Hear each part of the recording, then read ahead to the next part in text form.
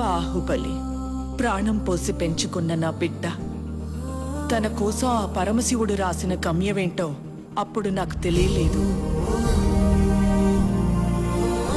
తన మరణం ఒక ముగింపు కాదు, ఓ మహాకార్యానికి ప్రారంభం.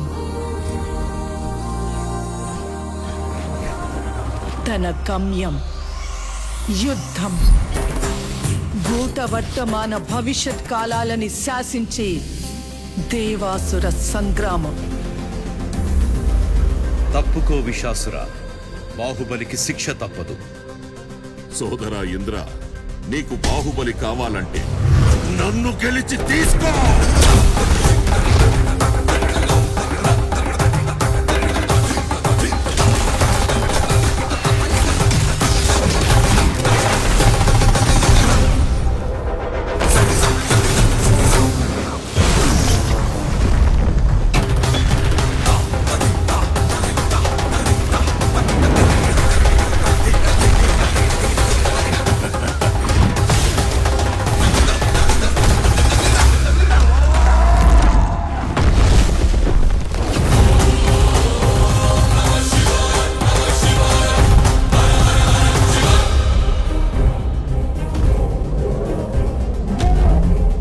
బాహుబలిని ఎవరు కాపాడతారు ఇప్పుడు?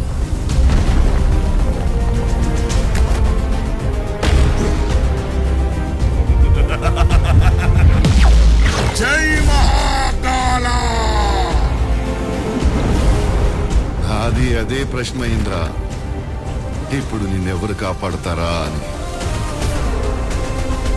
ఈ 14 లోకాల మనుగడ ఒకే ఒక మానవుడి చేతిలో. ఆ శక్తి పేరి